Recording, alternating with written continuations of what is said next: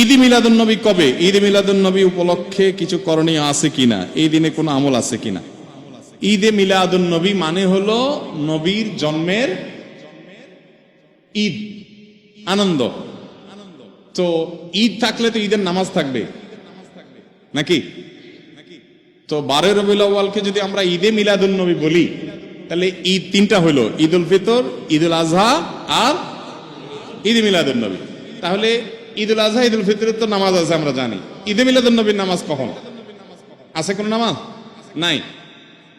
তো বোঝা গেল যে আসলে ঈদে মিলাদুন নবীর নামে কোন ইবাদতের উপলক্ষ, কোন অকেশন ইসলামের শরীয়তে কোথাও নাই।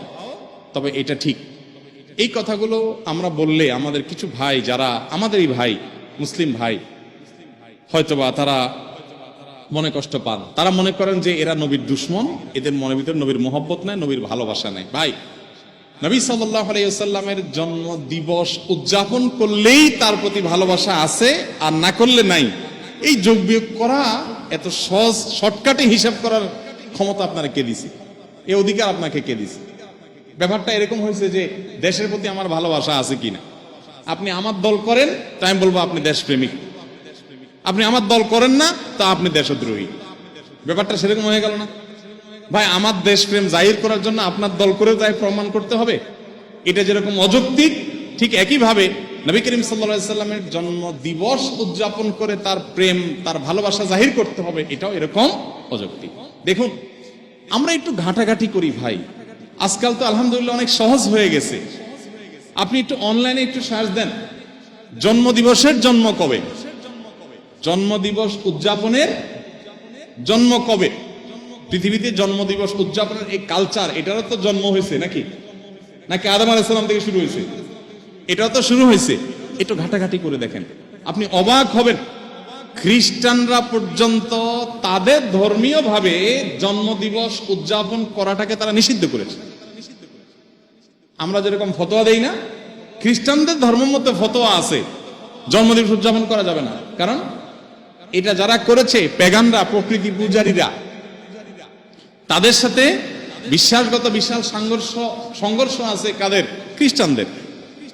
কালের আবর্তে খ্রিস্টানরাই এসে সেটা আবার নিজেদের গায়ে ধারণ করেছে। তারা এখন তাদের নবীর জন্মদিবস উদযাপন করে। আমরা মুসলমানদের অনেকে বহু পরে এসে, মিশরের এক শাসক, তিনি এসে চিন্তা করলেন খ্রিস্টানরা তাদের নবীর জন্মদিবস পালন করে, তাহলে আমাদের নবীর জন্মদিন আমরা পালন করলে সমস্যা কি? এই শুরু করলেন তিনি, এবং তারপর থেকে এটা শুরু হয়ে গেল। ডক্টর আব্দুল্লাহ জাহির রহমতুল্লাহ রাহে বেলায়েত বইতে বিস্তারিত ইতিহাস পাবেন, পড়ে নেবেন। তো আপনি একটু অনলাইনে সার্চ দেন না, তাহলে তো পেয়ে যাবেন এই জন্ম দিবসের উদযাপনের জন্মটা কবে থেকে। আমাদের প্রিয় নবী সাল্লাল্লাহু আলাইহি সাল্লাম নিজে তার জন্ম দিবস উদযাপন করেছেন? যদি করে থাকেন তো বছরে প্রতিদিন, প্রতি বছর 12 রবিউল আউয়াল তিনি বেঁচে ছিলেন 63 বছর। এই 63 বছরে প্রতিবার আসছে না? উনি ওনার জন্ম দিবস উপলক্ষে এই যে র্যালি বের করা, জশ্নে জুলুস করা বা যাই করি আমরা, উনি কিছু করছেন কিনা? উনি নিজের, ওই যে কি একটা কথা আছে না, যার বিয়ে তার খবর নাই, পাড়াপড়শির। ওনার নিজের জন্মদিবস উনি উদযাপন করলেন না, ওনার 4 খলিফার কেউ করলেন না, কোন সাহাবী করলেন না। আমরা মহব্বত জাহির করার জন্য ওনার জন্মদিন উদযাপন করি। ব্যাপারটা কেমন হয়ে গেল? আল্লাহ আমাদের ভাইদেরকে সঠিকটা বোঝার তৌফিক দান করছেন। তারা নবী সাল্লাল্লাহু আলাইহি ওয়াসাল্লামের মহব্বতই হয়তোবা করছেন, তাদের প্রতি তাদের যে আবেগ আছে, তাদের যে নবীর প্রতি ভালোবাসা আছে, ভালোবাসাটাকে আমি শ্রদ্ধা করি, কিন্তু ভালোবাসা প্রকাশের পদ্ধতিটা অবশ্যই কি হতে হবে? সঠিক হতে হবে।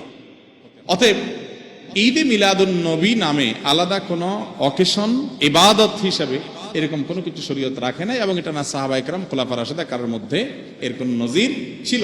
বরং উল্টা, এটা অন্য ধর্মাবলম্বীদের সংস্কৃতি হওয়ার কারণে আমাদের সেটা বর্জন করা উচিত।